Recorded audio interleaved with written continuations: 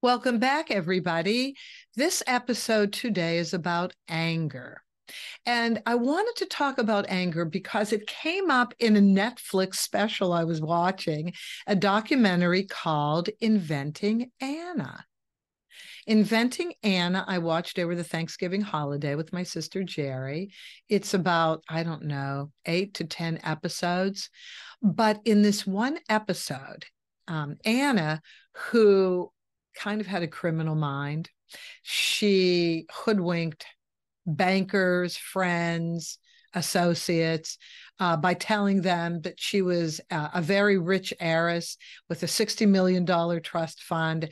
And her excuse for not being able to pay her bills was that there's a wire transfer caught and it's going to be in her bank account and she'll pay for things as soon as she gets it. And she was never able to pay for anything. Her trainer, who she never paid for, her physical trainer, said something that sparked my interest. And I said, you know what? This could be an excellent episode for a podcast for divorce. It was about anger. Her trainer said, and let me quote, when you're angry, you're a character in someone else's story. When you're angry, you're a character in someone else's story, meaning you don't have control over yourself. You're not making your own decisions. But Casey, the physical trainer, went on to say, but when you're not angry, you're the protagonist in your own story, meaning you're making your own decisions. So that really interested me because I have several clients right now who are very angry, and it comes to me in a myriad of ways. Either they lie to me, either they're angry and therefore they're going to create falsehoods in which they blame their spouse about malfeasance somehow, generally about hiding assets or about behavior that they think will prove counterproductive to a settlement that would be equally balanced for their spouse. They're trying to do something that will either influence me in thinking ill of their spouse, or it's the only way they know how to channel their anger because they've been asked for the divorce. Anger shows itself when people procrastinate about signing settlement agreements. We'll be getting along. Well, here, let me just tell you, it's a two-pronged thing. They either will not send their disclosures in until the other spouse has sent theirs to me, and then they want an equal exchange. That's covering up anger. And they will not finalize the proofreading of the settlement agreement, or they won't even open it. They'll say they're too busy at work. Okay, well, everybody's busy at work. And I'm very sensitive to that. I don't want you to jeopardize your jobs. Nobody wants you to jeopardize your jobs. But I don't care how busy you are. Even if you're traveling the globe, while you're sitting in the aircraft, you can read the settlement agreement. While you're in your hotel room, you can read the settlement agreement. You have a half an hour on any weekend to read the settlement agreement. So that excuse doesn't hold water. But what it tells me is they're still upset. They still can't handle the fact that they're getting divorced, or they're so angry that they have to get divorced that they're going to put their spouse in pain by dragging their feet all along the way. So I wanted to start with, how do you deal with anger? How do you deal with your own anger? How do you deal with your spouse's anger? Well, let's first start by defining anger. I know we all know what anger is. Anger is this horrible sound and wall of words that comes out of our mouths, right? Or our behavior. We may be destroying things, or we may take drugs. Okay, so let's start with the Oxford Dictionary definition of anger, which is a strong feeling of annoyance, displeasure, or hostility. Then we go down to the American Psychological Society, and they define anger as anger is an emotion characterized by antagonism, okay, source of your anger, characterized by antagonism towards someone or something you feel has deliberately done you wrong. Anger can be a good thing, though, and that's controlled anger. We're going to get into that in a minute. And then third, the Cambridge Dictionary definition of anger is the feeling people get when something unfair, painful, or bad happens. You need to get back in control of your anger. So those are the three definitions of anger. Now, let me start with anger in this way. Anger is part of the 7 stages of divorce grief. Yes, there are stages of divorce grief because divorce is a painful experience. Divorce is the death of a marriage. And with that comes grieving, whether you know it or not. And grieving comes in several forms, and one of them is anger. But let me go through the 7 stages of divorce grief for a minute, if I may. First, there's shock. So shock is interesting because shock comes in 2 ways. Shock comes when you really do have on the outset the window dressing of a good marriage. Maybe you don't know what a good marriage is, but there's no real fighting. The bills get paid.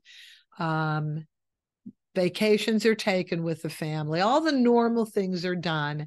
And then all of a sudden your spouse comes to you and says, you know, I haven't been in love with you for a while. I've been unhappy for a while. And I thought about this. I would like to get a divorce. Okay, just those words coming out of your spouse's mouth are shocking. Maybe you too have even felt the same way. Maybe you also have felt disconnected, not thrilled, not motivated with feelings of love. Intimacy is gone. You just accept that as a normal course of the marriage. But when the words, I want a divorce, come out of somebody's mouth, just hearing those words, shocking. The other case is, you know, you don't have a great marriage. You've approached the subject of divorce a number of times. Nobody's really done anything about it. And all of a sudden you get served with divorce papers. Now that is shocking. It's shocking, not because you thought you had the best marriage known to mankind, but because you thought it would be a mutual decision. You thought, okay, this has to happen. It's going to be tough. Let's talk about how we're going to get through it. No, instead, one person goes and files and really does catch you off guard. So you're not shocked that the marriage is not good enough to continue. You're shocked that there was no communication. That in itself is shocking, justifiably shocking. Okay, so shock, then there's denial. So I'll get a call, and here's where denial will come in. Judy, I was just served with divorce papers. I'm shocked. I can't believe it. I mean, we had such a great marriage. Really? And the more I let them talk, I don't argue it. First of all, I don't have a place to argue it. I would be out of line if I argued it. So you just listen. And the more you listen to somebody talk, the more they will get around to the marriage wasn't good. But the shock came in being served with divorce papers without the discussion. So you have to go in denial first. And then you get around to acknowledging, okay, the marriage wasn't perfect, but my God, couldn't we have talked about this? You should have. But maybe that's the only way your spouse could handle it. Maybe your spouse needed to do this on their own in order to move it forward because they didn't feel maybe that they had the gumption, the confidence to talk about it and to be firm and say, no, I really do want a divorce. Maybe they were afraid they would be talked out of it again. You know, there's all sorts of reasons why people file without telling you they're filing. And maybe sometimes that's their way of expressing strength Now, that's interesting. Maybe they haven't been the one that expressed strength all the time. Maybe that spouse has advanced the conversation once or twice about divorce, but didn't have the strength to do it, and now they do. And they needed to do it on their own to change the balance of power in the relationship. So think about that. The third stage of divorce grief is anger. So you're shocked, you go in denial, and now you're angry. How could they do this to me? How could they not have told me? How could they have shocked me? How could they not have done this with me? I thought we would do this together. Justifiable anger, truly justifiable anger. Get angry. Let it all hang out. Get angry. It would be great if you could get angry in a controlled environment like a therapist's office. Even individually, get angry that way. Don't throw things around the house. Don't abduct a child. Don't get a firearm out and hurt somebody. We hear about this in the news, don't we? Yeah, not the right way to express anger. In fact, see you in jail. Now you don't get any parenting rights. You get no rights. You're in jail. How are you going to handle this? So don't do that. But anger is the third stage of divorce grief. So let me tell you the other stages, and then I'm going to go back to the three kinds. I'm going to introduce you to the three kinds of anger. So number 4, so we have shock, denial, anger. Then anger goes into bargaining. Are you sure you want a divorce? Are you sure? I know you already filed. That's okay. It's just the start. Let's go to therapy. Let's see if we can work this out. Now, sometimes the other spouse, even though they've filed, will go to therapy. And that's cool. That's really great. If you're your spouse, if you're the one that filed and your spouse says, let's go to therapy, go, and you want to go. That's great to do that. Okay. There are 2 reasons to go to couples therapy, either to maybe consider staying married or figure out why you're getting divorced. Not to change it, but just to understand this is why you're getting divorced. And that's great to be able to do that. Now, here's how some couples handle it. They'll go to therapy to figure out why they're getting divorced.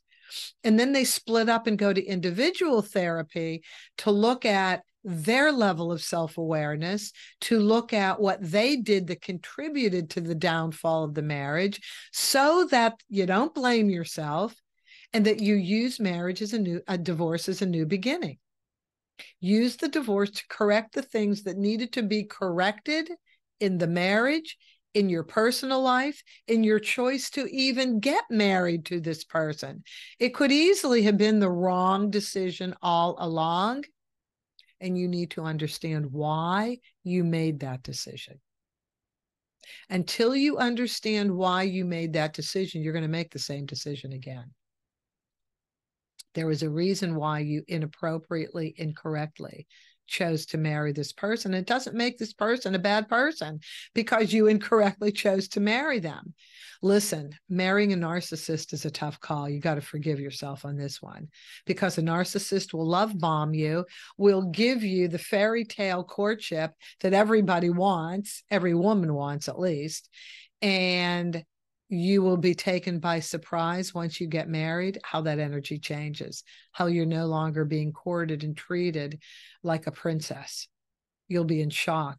You married a narcissist. Figure it out. If you can learn how to deal with staying married to a narcissist, great. And if you can't, get out of the marriage ASAP, because it's not going to get better. It's really not going to get better. Okay. That's why you go to therapy. Shock, denial, anger, bargaining. That's when you're in therapy. Are you sure you want this to happen? Can't we take some time? Can't we work this out? Bargaining. Depression is number 5. If the bargaining doesn't work, and this is really going to happen, you go into depression. Your work suffers, your personal life suffers. You may gain weight, you may lose weight. It's horrible. And if you have a spouse who is going to be dramatically, financially impacted by the divorce, and they're the ones that don't want to get divorced, please understand this is why. And they will go into a deep depression. They will become withdrawn because they don't know what to do. And they really need therapy, seriously need therapy.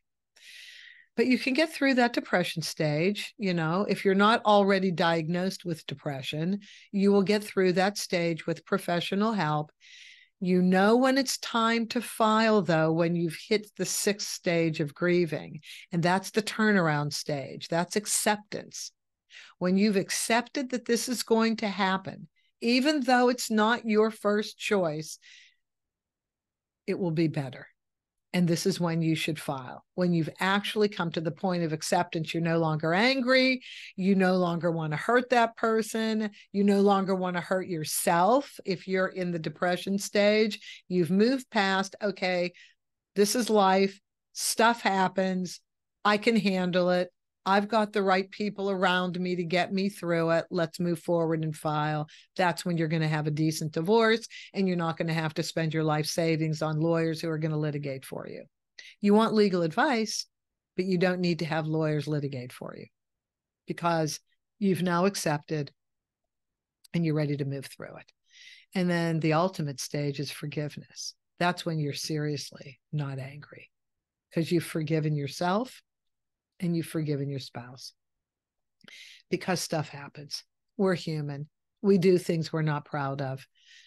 And boy, a lot of times we wish we could take them back. But sometimes we've irreparably damaged our relationships and our situations. And you just have to take it on the chin, use it as a learning lesson, and move it forward. Okay. Those are the 7 stages of divorce grief. Anger is number 3. Anger leaves the picture through acceptance and forgiveness. Now, here are the 3 different types of anger. I never thought about it this way. This is interesting. Number 1, passive aggressive. Passive aggressive is always displayed by inappropriate behavior and inappropriate communication. We say and do things that don't communicate how we really feel.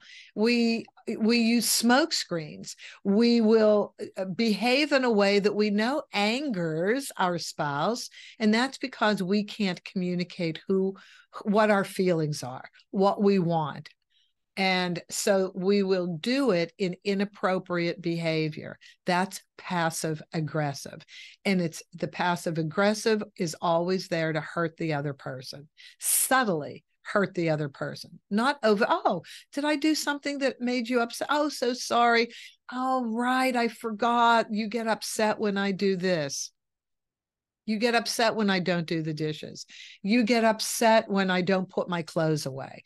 You get upset when I'm half an hour late and don't call you. Yes, that's passive aggressive behavior. That's one form of anger. That displays anger in a way that doesn't communicate it effectively. And that doesn't solve anything. And that doesn't move anything forward. It just continues this brewing pot of antagonism. And you can't do things when you're antagonistic towards one another. So that has to change. Number 2, open aggression. So open aggression is on the other side of the spectrum. And as the name suggests, are those who are open and lash out in anger.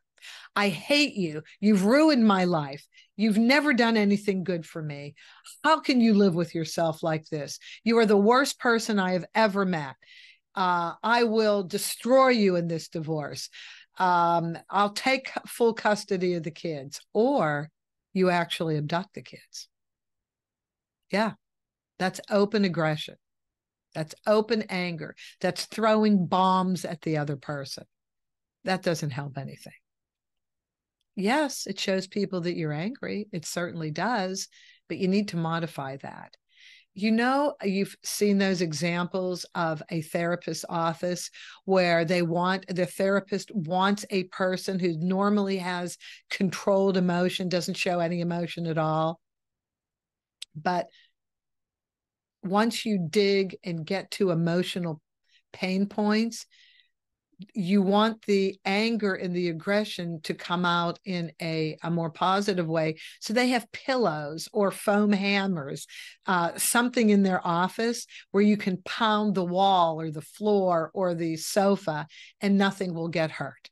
But at least it allows you to physically let the feeling of anger come through you. And then when you're exhausted by it, quite often people just sit back and laugh or sit back and just, oh, that felt good. I bottled that emotion up for so many years.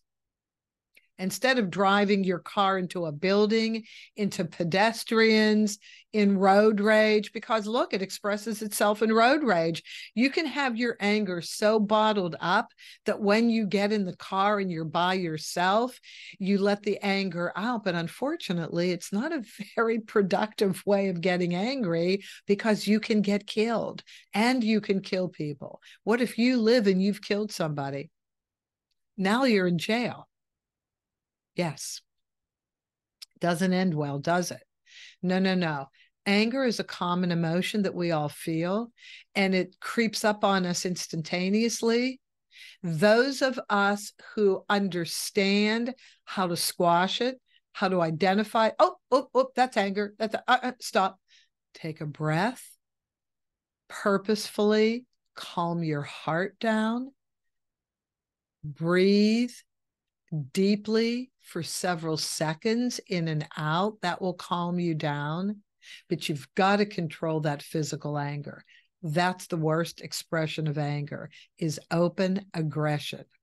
And then we have the good anger, the controlled anger, and that's called assertive anger. Assertive anger is the healthy way to respond and handle anger. So what is controlled anger? Controlled anger comes in the way of better communication. Now, you've heard me talk about the master of controlled communication on this podcast. You've heard me talk about a man named Bill Eddy, E-D-D-Y. And I've interviewed Bill 3 times on this podcast. Go back in time and just put in the search bar Bill Eddy, and you'll get the 3 interviews I've done. Bill Eddy has written about 30 books on communication with high conflict personalities. High conflict personalities are narcissists, sociopaths, people with multiple personalities, and bipolar. These are high conflict personalities. These are personalities that make it very difficult to be in relationship with them because you never know what's coming. You can never really communicate normally with these people. You never know what to expect. You always expect the unexpected, and the unexpected isn't that good. It's not a great unexpected. Oh my God, the gift I just got. No, no, no. The unexpected is, can you believe what he or she just did to me? Oh my God, are they out of their minds? That's bad. That's unexpected in the bad way, in the way that we're used to, and that gets us angry. No, no, no.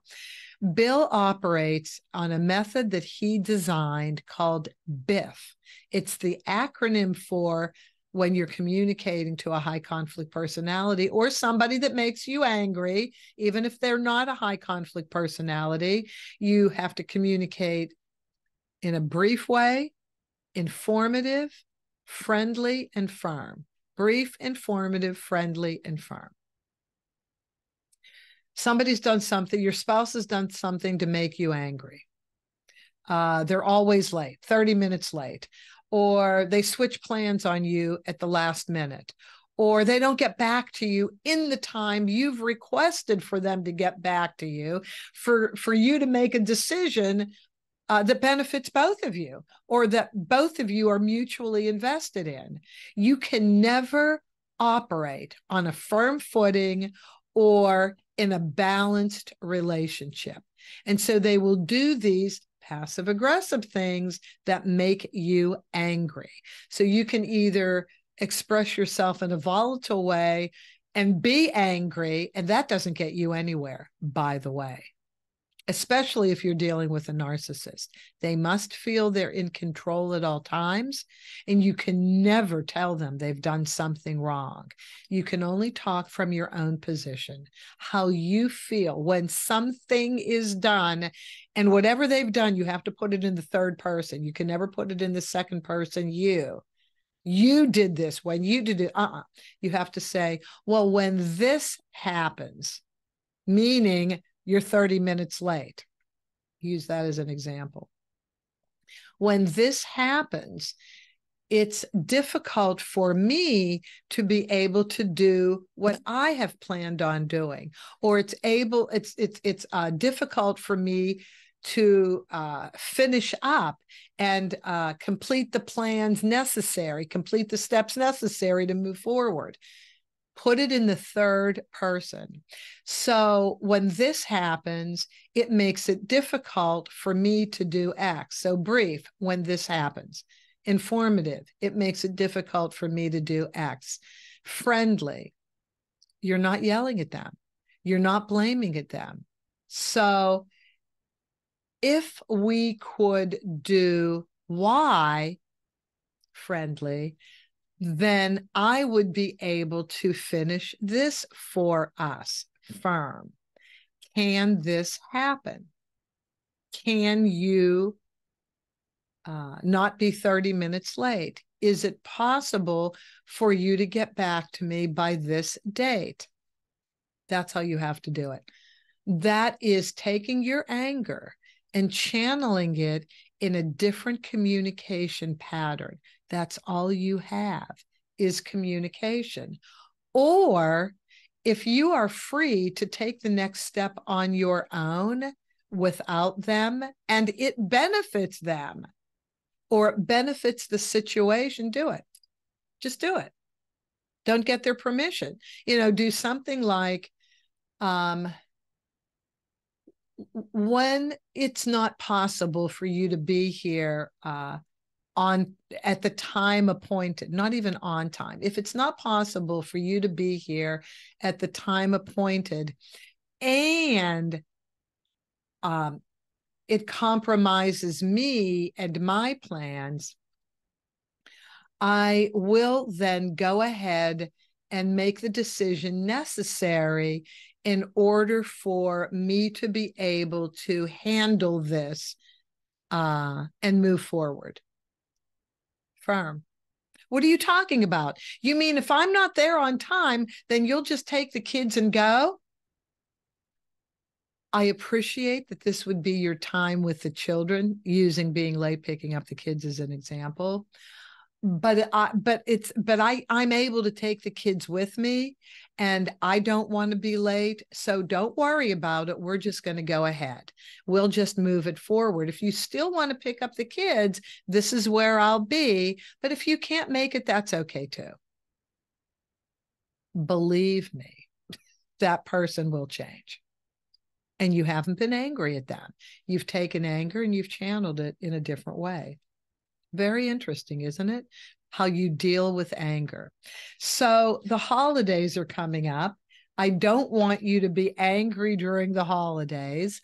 And if you're in a situation that's confrontational and you don't want the kids to suffer, because that's the only reason you're in relationship with somebody is that you have kids, if you're in the process of getting divorced or already divorced, you really want to be mindful of the children. So learning these communication tricks is essential. Understanding where anger fits on the spectrum of grief is really important, because maybe you can have a soft spot in your heart for somebody who's still operating in an angry way. Understand they're stuck in the grief process. Understand they may be a high conflict personality, and behaving in a way that gets you angry is their only way. They don't know any better. So at least I wanted to open up the understanding of anger, that there are 3 different ways of expressing anger.